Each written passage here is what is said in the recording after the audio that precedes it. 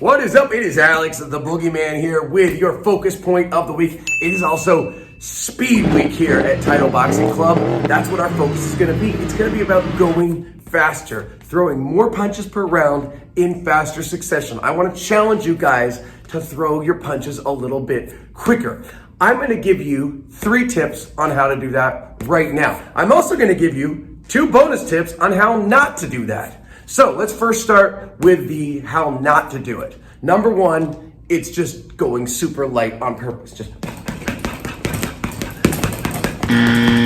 sure, you're throwing faster punches, but these punches don't have a purpose. They're not gonna hurt anybody. They're also really not helping you that much. You're not using more muscles, you're not burning more calories, you're not working harder. It's really just light taps. Unless you're doing the Stockton slap, I don't recommend those light taps. Especially you hit the heavy bag here to work out, you wanna hit a little bit harder. Thing number two not to do, kind of similar, right? It's not complete the motion of a punch. So throwing it across and just stopping as soon as I hit it.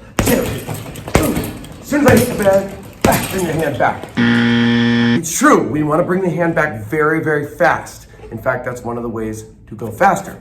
But you still want to complete the motion of the punch. So if I throw it across, I don't just want to stop as soon as I feel contact. I want to punch through that cross, bring the hand back nice and quick.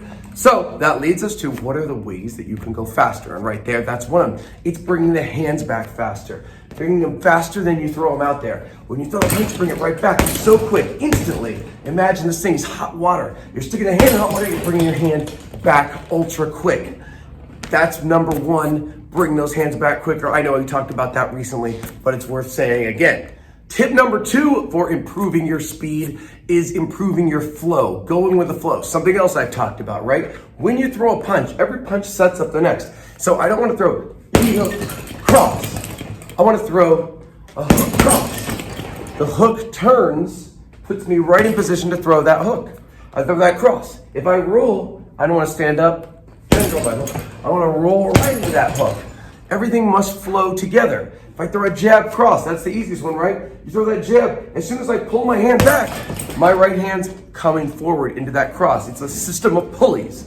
Each punch loads the next. There shouldn't be a pause, there shouldn't be a delay. This has been a focus point in the past, always worth thinking about. All right, so tip number 3, to better facilitate those things I just mentioned, the key is to relax. I know that sounds crazy, right? It almost sounds counterintuitive. I'm trying to go fast, I want to work hard.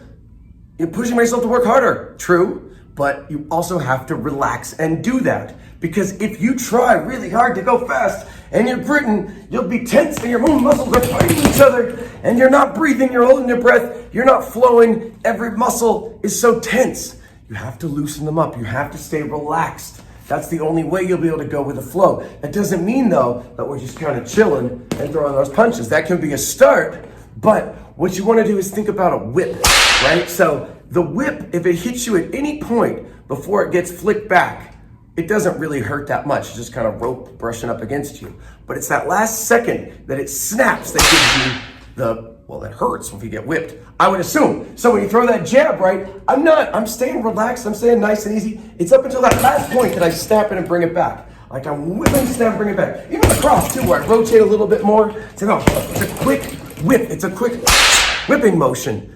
Very fast, very quick, but relaxed up until the point of impact, and then you quickly whip it back, bringing that hand back. That's gonna get you some more sting too, some more power, but it's also gonna increase your speed. So once again, those 3 tips. Bring your hand back quickly. Don't keep your hand out there on the bag. Don't punch and hold it there. Even those split seconds, those make all the difference.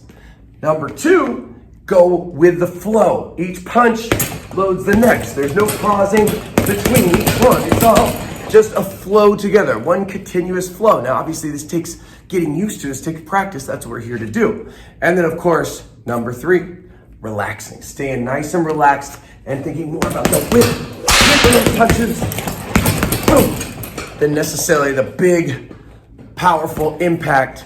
You're gonna throw more punches that way. You're gonna even hit harder eventually, but don't even think about that this week. Just think about improving that speed and making sure you're still throwing good punches, but you're throwing more of them in faster succession, and you're following the sweet science, because when you do, your technique gets better, and when your technique gets better, everything gets better, because technique is everything.